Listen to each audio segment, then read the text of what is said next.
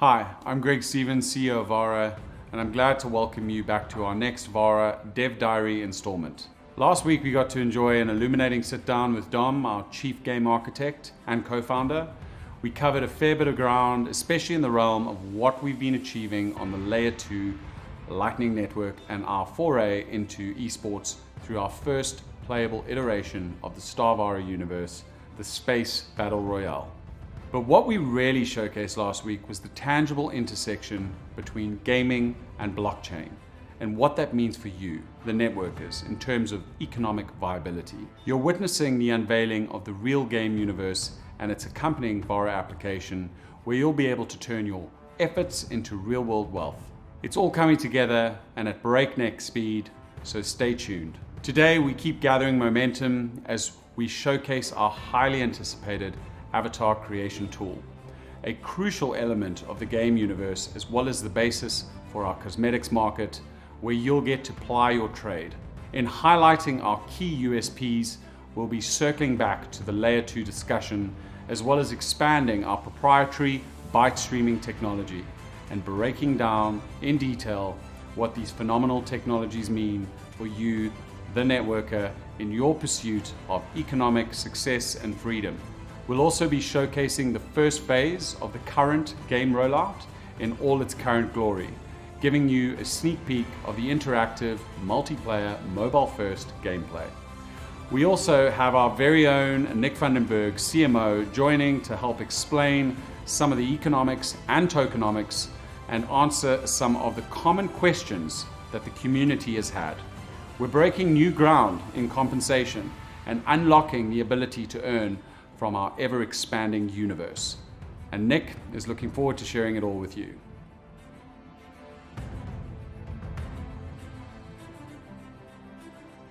Welcome back, Dom. Long time no see. Second part edition, week 2 of our Dev Diaries. It's good to be here. Had so much fun last week, really giving our ambassadors an insight in what we're doing in our business, the groundbreaking innovations in the background. Today's discussion is going to be around our USP. What is our unique selling point? What differentiates us to other products in the market? How are we changing the landscape? And this really goes down to one of our main value drivers, which is our avatar creator. This is really what makes our business. It's the cornerstone. It's creating a digital persona. I'm playing Hogwarts Legacy right now, and they've got one of the best avatar creators in the market. But what we've created is something truly spectacular. Can you talk a little bit about it? Very excited to show it off. Avatar creators are very near and dear to my heart because, I think anyone who's played video games, anyone who's been in the space understands that, being able to project yourself into a game is incredibly important. It's the reason why Link from Legend of Zelda was always a mute protagonist. I think it's formed a lot of the thinking around, video gaming in general. And this week we've done quite a monumental task in the sense that we've moved our character creator, which was originally designed for PS5, into a mobile form factor following our mobile first approach. So I'm very excited to show everyone how that looks. You've been working on this avatar creator for some time now. Can you just talk to the complexities of what you've actually built and compare it to some international standout companies at the moment that are purporting to have created some of the best avatar creators? Of course, I'm sure everyone understands that manipulating 3D models is very difficult, and trying to provide people with a sense of customization that gets deep enough that, you as an individual can express yourself. I think we all remember the early avatar creators of The Sims, where you were creating very kind of like doll-esque characters, and how that's evolved forward. A lot of modern AAA games are single player, they're giving a predefined avatar, they're not giving those levels of customizations, primarily because it's so complex to implement. And what we've done is we've really taken learnings from a lot of other people in the industry. You mentioned you've been playing Hogwarts Legacy. I actually worked with David Nickerson. He's the lead technical artist for them and helped put their avatar creator together. So, I had a few phone calls with him, figured out how we could best achieve a AAA standard, and yeah, that's culminated in today. So we're on the forefront of avatar creation. 100%, especially on mobile. So if we look at this avatar creation tool, there is real utility, not just on the gaming front, but also when it applies to our network layer, 100%. which is empowering people to create these digital personas, really immersing themselves in this 3D open world. It's all about engagement, it's about social, but it really is about having that true digital sense of oneself. 100%. And that sense of self can go further than just your in-game persona. You can even take it to the crypto layer in the sense that you could commodify parts of yourself into tokens that you can then sell and trade with people. So it really is a cornerstone to what we're trying to achieve, everything from the gaming perspective all the way to what we're doing with layer 2 and crypto. And more importantly, how that applies to cosmetics, your wearables in game, how you increase the value of your character. Of course, because if you want to attribute value to a digital representation, you want to have a sense of self. You want to have something that you can peg it to. And if you think of it from the perspective of recognition and being realized for your achievements, everywhere from your achievements as a networker to your achievements as a gamer, all of these things tie down to how you present yourself to the outside world. And that ties into cosmetics, it ties into brands, it ties into what you put on in real life to what you put on in the digital world. And I think it's all intrinsically connected. And today we talk about digital assets and real life assets and avatars and real personas, but I think that's all going to blend together over time. And there's a real interoperability around the character, because it's not just representing you as an ambassador or as a networker, it represents you as a gamer, it represents you as yourself. And really the possibilities of that are quite exciting. Completely. It also represents you as a fantasy version of yourself. Yeah. You know, I'm busy losing hair. Maybe I'm going to give myself a bit more hair when I build my avatar. That's really exciting. So I would say that this is one of our key unique selling points. We promised last week that we were going to run an interactive demonstration of not just our avatar creation tool, which Dom is going to run you through now, but also of our first phase Battle Royale massive multiplayer online game, which is still a work in progress, but we are almost at the completion of this first phase and dates to be released to the market very soon. But this is what these Dev Diaries are all about, is keeping the network up to date on our progress as we go. So I think we're going to start with you running through the avatar creation tool and just maybe allude to some of the complexities around what you've built here in real time. Of course, thank you, Greg. As you can see, we've set up the avatar creator to work here with a mobile device that we've plugged into the screen just so it's a bit easier to see. Over here, you can see we can select our gender, we can choose how muscular we want to make the character, so you really can get a good sense of yourself and how you want to represent yourself. We've got all our different skin colors. You'll notice some alien skin colors already because we've gone for a sci-fi universe. So I know how much Greg loves the alien skin type, so I'll quickly swap to some of the stranger ones. But of course we have all our traditional ones as well that you can choose between and adjust yourself, and then you can choose your different head shapes. Of course, we've implemented over 24 different muscular features that people can choose from. You can also adjust your hairstyle and choose from a variety of different and unique looks, which is very fun. And yeah, we can currently do about 2.1 billion unique avatars, which is incredibly exciting because it is definitely on the upper bound in terms of avatar creation technology and how it is working in the space at the moment. And I'd say from a mobile perspective, where we've really pioneered is getting this all working on a phone, and getting it working on a phone in a size that is reasonable to download and in a way that gives you a AAA experience where you're really feeling well represented and you're able to do it from the convenience of your couch, from the convenience of your car, or wherever you're traveling, where you have your phone. So you talk about this avatar creator being accessible on your mobile device. So take us through the user experience, how one would set up their avatar on their mobile and how that applies to our game. Of course, so effectively you'll download the app, install it as usual, go into the app, you'll have your dashboard, your wallet, all your various features you can access. You'll be able to jump into the game mode where we'll be downloading the majority of the game files separately, just so people can have the convenience of activating their wallets beforehand and registering their accounts. And once that's all ready, you jump in there, first thing you'll be prompted for is choose a username, go in there, start designing your character, be able to select hairstyle, skin colors, muscularity, what your guy looks like, set it all up. Once you've done that, you'll be dropped into the Vara space station where you will see everyone else who's online at that point. They'll all be walking around the space station. It's a big social zone. You'll be able to talk to them, add them as friends, and then they'll be able to see what you look like and you'll be able to see what they do. And hopefully we'll have billions of different unique avatars. So that's so cool. So not only will this be your avatar in-game, but as a networker, as an ambassador of the business, this will be your digital version of yourself. That is so cool. And I take it one step further, saying that as the Vara platform grows, this digital representation of yourself in avatar form can be applied to other games. So Vara is very much the first part of this. And that's really where the interoperability comes in. 100%. Amazing, amazing stuff. Very excited about what you've built here, Dom. We're right at the forefront. It's really, really cool. So Dom, let's now look at our second main USP, which is really the value driver of this whole business and the glue that's going to tie everything together, and that's the layer 2 innovation. We're going to do a small recap, but really how that applies to the gaming ecosystem and how we really are changing things in this very exciting space. Can you just elaborate a little bit on that? Yeah, so the biggest way that layer 2 is changing the gaming ecosystem, especially with the Vara product, is that every single in-game asset that you have can be tokenized and can be digital.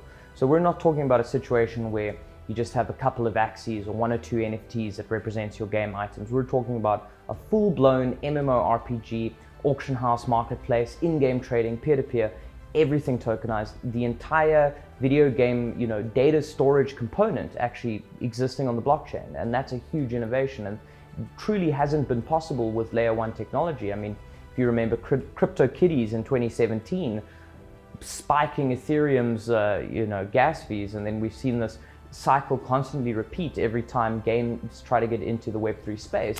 And we really think layer 2 is going to facilitate gaming hitting that market in a big way. One could say that we are trying to achieve what Steam's original objective was in terms of a distribution platform for game, with launching some key titles like Counter-Strike and how they built that business.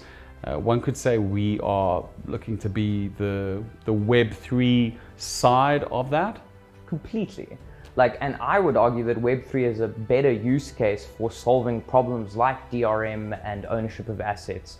If you just look at Steam with their marketplace, with how they've solved piracy, all of these systems they've implemented are centralized and have been, built with the technology of old.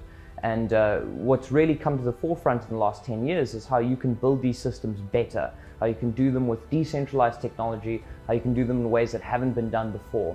So I'd very much say that one of our goals is to become the Steam of the crypto market. So now, before we get to the interactive part of our discussion, where we're going to go and play the game, show the first phase of our Battle Royale, I want to talk to BRC20, this new token standard that was launched on Layer 1 Bitcoin, has seen incredible adoption and success over the last few weeks and then saw a huge dip.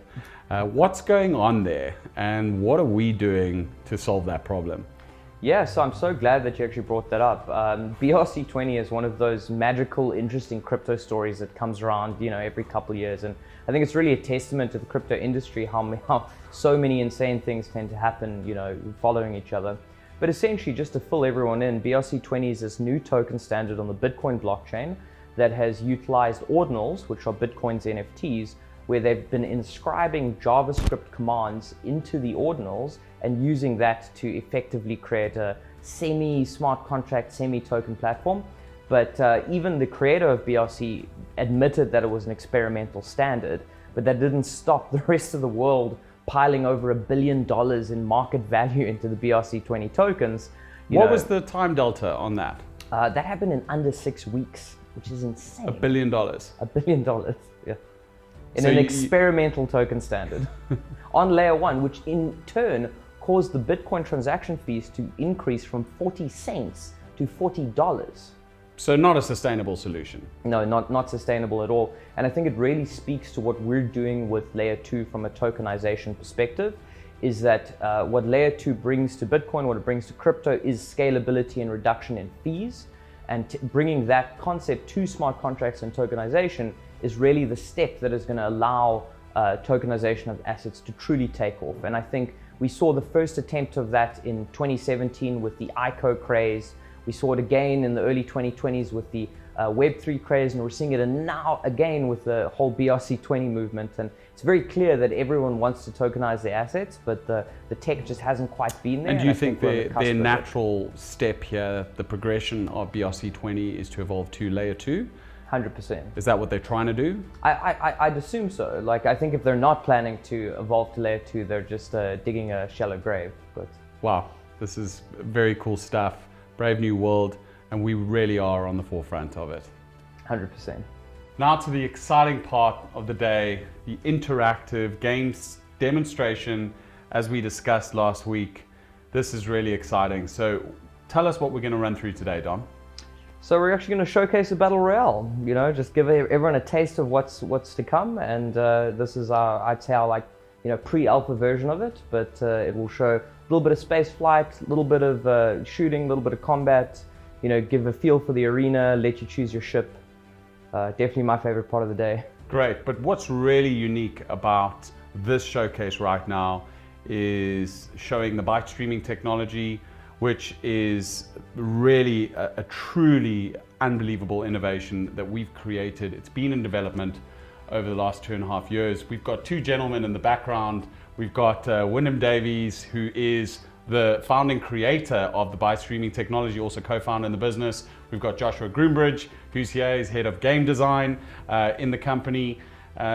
Thanks for coming, guys, and they're going to help us demonstrate the byte streaming technology. But before we get there and we run through the game, I want you to take us through what byte streaming is, how it facilitates every part of our ecosystem in terms of scalability, speed in game, and really reducing costs to business, but also reducing costs to the customer from a data perspective. Of course. Essentially, the long and short of it is that byte streaming is effectively a form of compression technology. What we managed to achieve is we figured out a way to manipulate encrypted packets in such a manner that we could reduce the size of them by about 140x without losing any of the security or any of the packets or the latency. And in turn, this meant we could reduce our data usage for not only our users but our servers by a massive amount, over 140 times. What this ultimately means is, a quick comparison is, if you're playing Fortnite or you're playing StarCraft or World of Warcraft, any of these massively multiplayer games, you'll use about 250 megabytes per hour of gameplay as a user, whereas if you're playing Vara, you'll use about 3 megabytes per hour, which is a massive difference. Wow, that's unheard of. Do you think there are any other companies running this technology today? Look, nothing that is publicly available. You can never know what's hiding behind IP for some of the giants, but you know, as far as I can see, it's definitely a first. Yeah, definitely from my view, being in this business for the last 15 years and working with gaming companies, we had a cloud gaming solution, so where all your graphic processing was generated in the cloud. You're able to stream high quality games to mobile devices. It's all about ubiquitous access, but the biggest problem we faced with that was the cost. The cost 100%. of running GPU graphic processors in the cloud to facilitate the delivery of that technology. And when we came across this, and I know we were in discussions early on around the byte streaming technology and the applications, it was just like the possibilities were crazy. 100%. And it was one of these things where it's like we didn't really understand entirely, you know, how much we could do with it until we started really utilizing it. And also the 2.5 years of dev really was quintessential to getting it to the point where it is today, because I'd say only byte streaming in its iteration now is able to achieve these massive savings. And it really helps us build out this multiverse dream of having hundreds of solar systems, having millions of networkers, gamers, ambassadors of the business connecting in an open world concurrently. 100%. I mean, if you just think of it from, you know, a pure mathematical perspective, if you're able to host data at hundreds of times less, that also means at a competitive price, we can serve thousands more players simultaneously, and open up things such as 1,000-person tournaments or insane ideas that haven't yet been tested. That's crazy from an esports perspective. Great, Dom. Now let's get to business. This is an interactive demonstration to showcase the progress thus far in the game. We're getting closer to that release date of the Battle Royale. Now what we're going to do, well, can you just walk us through what we're going to showcase here today? Of course. So essentially we're going to showcase a little 4-person battle between us. We've got 4 different ships to choose from. These are the same ships that would be cosmetics and skins that you'll find in your loot boxes that you can trade. We've got you and I who'll be playing on PlayStation 5, and then we've got Josh and Win here who'll be playing on Android. And what's quite fun is we'll all be connecting with each other, which also showcases our cross-platform functionality. So this is really the third pillar of our unique selling point. It's byte streaming and cross-platform functionality, connecting players in real time, leveraging our backend. 100%. Okay, great. Let's get started. Yeah, let's jump into it. So you want to talk us through as you go what the process is. We're going to log into the game. I'm going to choose a Viper attack. Yeah, so I'm just going to grab the shadow attack over here, and yeah, we can have. So we'll just start here next to each other. I'll fly off in the direction, and we've got Josh and Win on screen as well, who we'll start to be able to see. And I can start shooting with R1 on PS5. So this is real time. Yes, all of this is real time, simultaneously synced. At 3 megabytes an hour. At 3 megabytes an hour. That's crazy. So in a battle royale format, you could have thousands of players on various instances competing concurrently at that rate. 100%. And they'd all be able to simultaneously play with each other, see each other, shoot each other. And we can also extend that functionality further from the perspective of socializing and networking. When you're in the space station, you'll be able to add people to your friends list and chat to various individuals and trade with them, trade tokens with them. All sorts of bells and whistles that are enabled by the byte streaming tech. How many ships do we have in focus here? So right now we've got 4 ships in game. For the launch, we're looking to have 6 unique models, but it's important to note that each ship will have multiple skins and different iterations that can be traded and used to differentiate from each other. And this will be, you essentially to be spawned in this environment, you have to go through the space station. That's the first phase. After your avatar creation, then you're able to choose your ship and enter into the Battle Royale. 100%. So effectively you'll log into the space station, create your avatar, walk around, socialize. There'll be a zone where you can opt into the Battle Royale, in which case it'll put you in a lobby where it'll construct a match where it'll get about 100 players together. And then once it's constructed a match, you'll kind of choose where you'll spawn in this greater space arena. We obviously all spawn next to each other for demonstration purposes, but in the full version, it'll be very competitive. And then while the game is ongoing, the arena will slowly shrink. So we'll have a kind of curtain of galactic interference that'll get smaller and smaller, that'll push the players into a kind of tight zone where they'll have to compete, and then the winner will win the battle. I'm trying to find you guys here. Where are you? I think you wandered off into deep space. I'm over here shooting Josh. Whoop, I think I just killed him. Cool, and over here you can actually see one of our black gates, these are the large structures that'll connect different solar systems together in the MMO. So once we open up the space station to the first solar system, players will then be able to find these black gates and use them to connect to different solar systems, which will open up trade routes over time. Great, so let's recap on that. So mobile strategy first, space station, that's where you create your avatar. You're then able to access the Battle Royale through this MMO layer, connect with other players online, compete in these amazing tournaments. And then as we phase this game out, you're using those warp gates to access other parts of the solar system. Then we get into PvP, then we get into planet quests, 100%. Then we start exploring the universe, and that's where it really starts to become the broad ambition of this multiverse. Big time.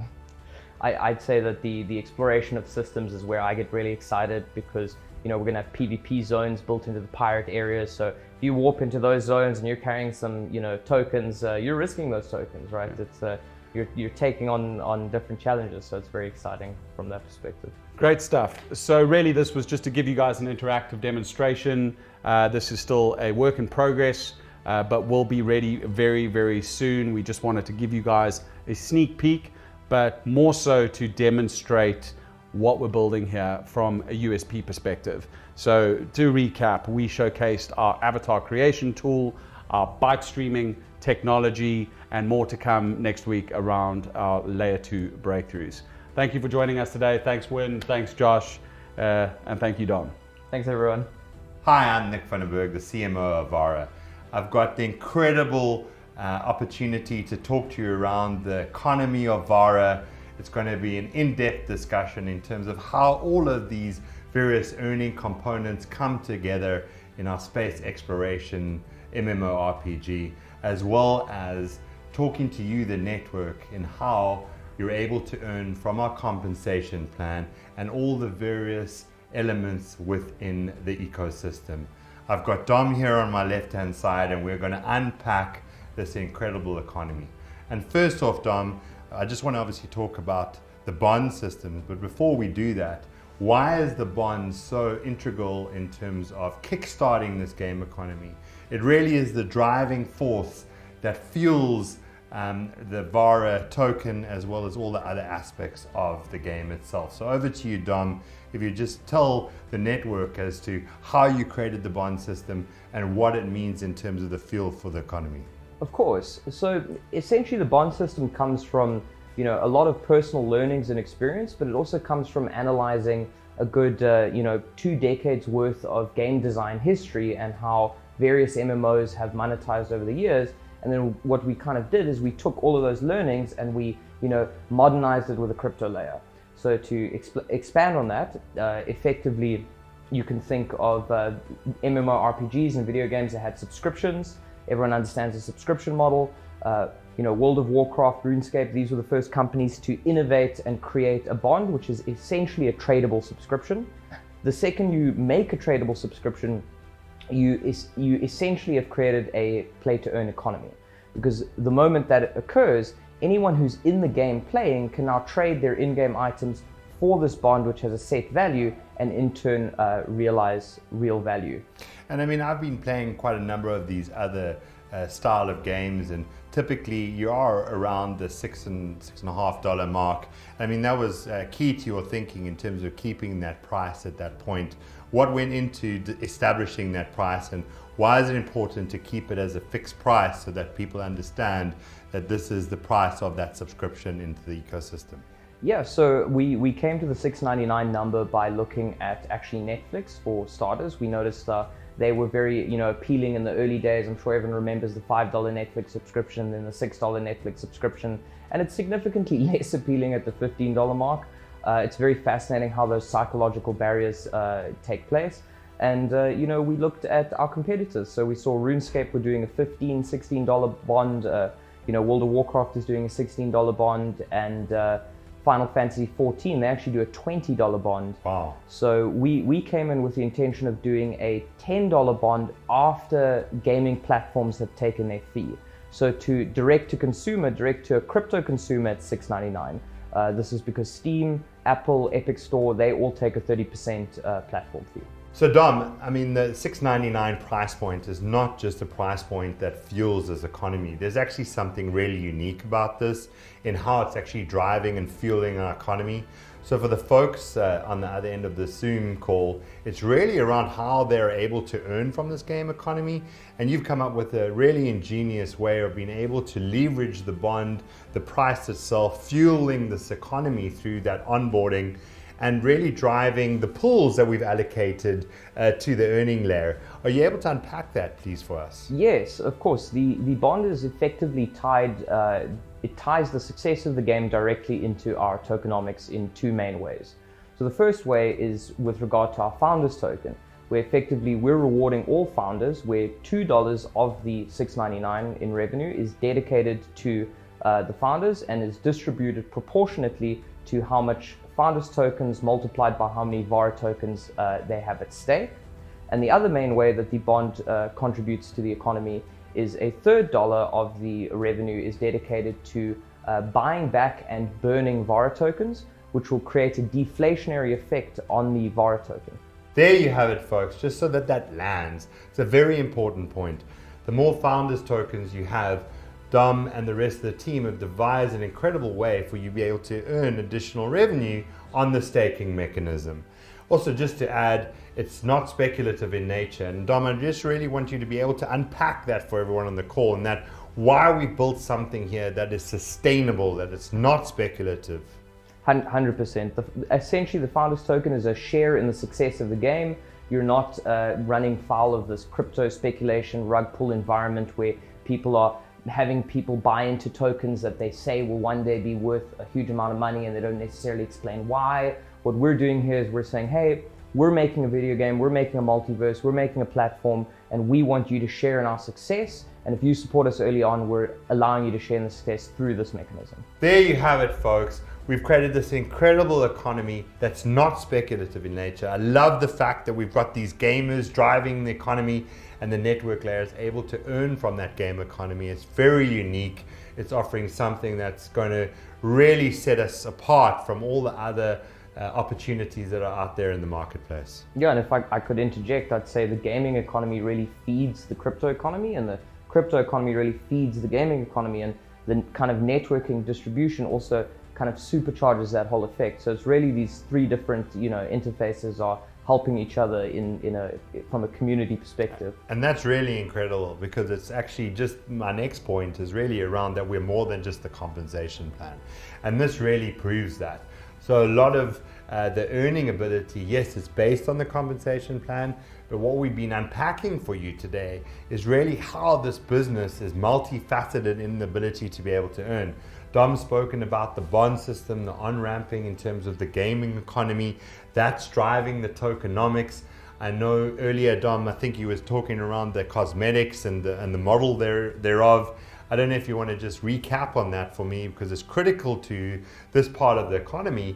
A number of the individuals, they're acquiring these access packs through the Earn program, and within that is the value in the cosmetic items. 100%. I mean, it's one of these things where we've been watching how video game monetization has been evolving over the decades.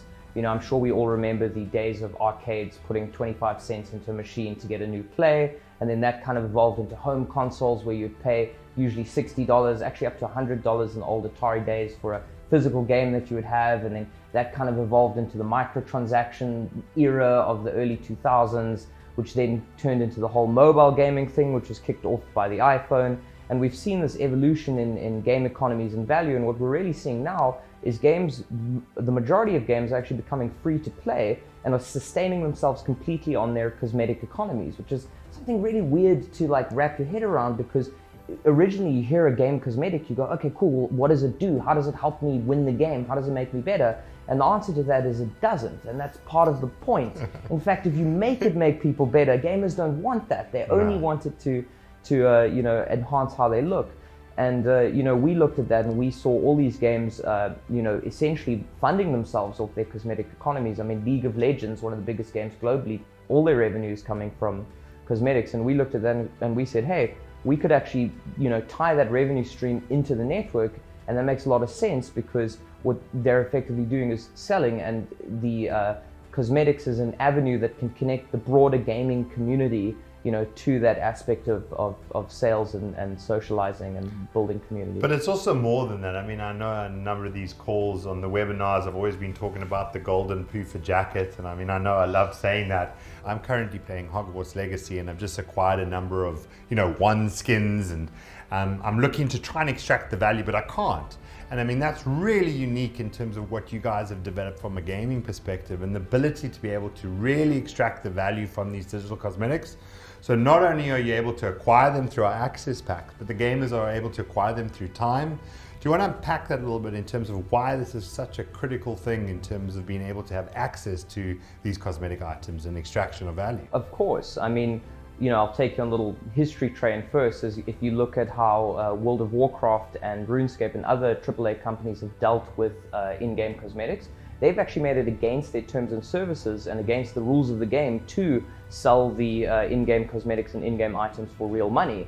This has in turn led to a bunch of gamers just creating black markets and selling these items at a 40% markup, in a way that isn't very consumer friendly, because if I'm working for my value, I have to take a 40% knock to try and extract it. That's crazy. And the game's not making it easy for me to do. And then what we're effectively doing is we're taking our layer 2 technology and combining it with our byte streaming to facilitate the tokenization of any of your in-game assets. So at any point in time, you can take these items, turn them into tokens, put them on the Bitcoin blockchain, start selling them, trading them with other people, dropping them on PancakeSwap.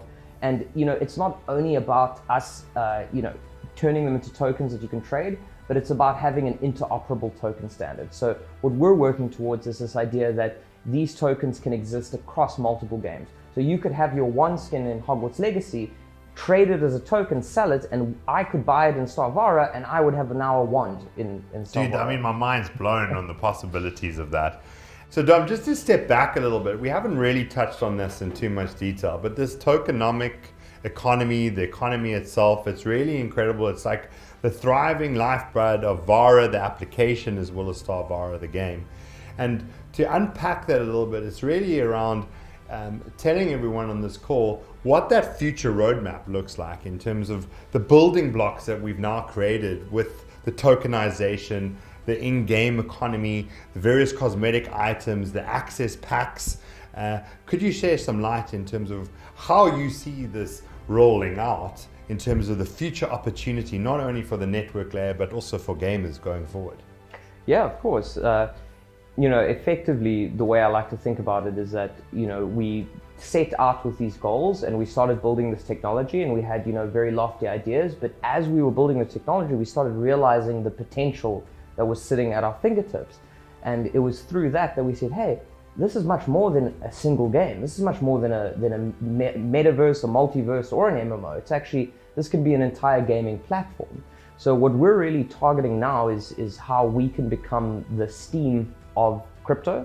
No, seriously, the Steam of crypto. I mean, that's 100%. incredible. I mean, that just blows my mind in terms of the long-term longevity of the Vara application. Exactly. And what that'll effectively allow us to do is onboard, hundreds up to thousands of games into the system, and the amount of earning opportunities for everyone involved in the community is just going to expand exponentially on this journey. Geez, we shared a lot. I mean, that's an incredible vision. That's an unbelievable opportunity that you have from a network earning perspective to consider that not only is there Star Vara and that incredible opportunity around the MMORPG, but further to that, I mean, to allow other games, branded games within this ecosystem is just unreal. So, I mean, well done for all that thinking. What we're building here is truly incredible. And folks, I just want to obviously just call out one or two of our disclaimers. Obviously, as we've just spoken about, none of this is speculative in nature. We've really been working extremely hard behind the scenes to ensure that we're building out, this world's opportunity around our gaming platform, as well as obviously Star Vara.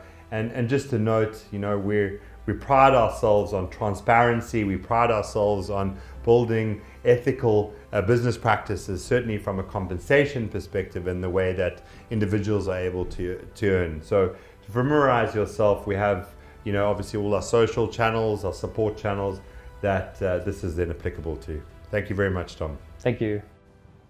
As you can see, you're witnessing the Vara universe coming together right before your very eyes. There's the in-depth avatar creation and a seamless mobile gaming experience like never seen before.